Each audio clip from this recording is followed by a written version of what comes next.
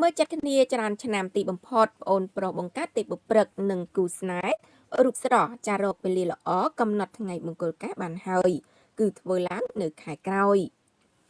ចាតតងនឹងជីវិតស្នេហារបស់ប្អូនប្រុសបង្កើតតារាចម្រៀងស្រីទេពព្រឹកគឺលោកចាស៊ីមទេពនិមិត្តមហាជនបានជ្រាបហើយថាលោកបានសាងចំណងស្នេហ៍យ៉ាងផ្អែមល្ហែមជាច្រើនឆ្នាំមកហើយជាមួយនឹងកញ្ញាប៊ីលីងចាដែលជាសមាជិកក្រុមរាំដ៏ស្រស់ស្អាតមួយរូបរបស់អ្នកនាងទេពព្រឹកតែក្រោយតាក់ទងមើលចិត្តគ្នាច្រើនឆ្នាំព្រមទាំងគ្រួសារចាស់ទុំដឹងឮទាំងសងខាងចាថ្មីកន្លងទៅអ្នកនាងទេពព្រឹកនិងលោកជីដេវីតក្នុងនាមជាបងប្រុសបងស្រីក៏បានប្រកាសរៀបចំកម្មវិធីមង្គលឲ្យប្អូនប្រុសស្រីទាំងពីរផងដែរចាស្ដែងមកដល់ពេលនេះលោកចាស៊ីមទេពនិមិត្តនិងគូស្នេហ៍រូបស្រស់ក៏បានបង្ហោះវីដេអូលើ Facebook ប្រកាសកំណត់ថ្ងៃមង្គលច្បាស់ហើយគឺអ្នកទាំងពីរនឹងរៀបចំកម្មវិធីមង្គលការតាមប្រពៃណីខ្មែរនៅថ្ងៃទី22ខែមិនិនាឆ្នាំ2026ខាងមុខនេះ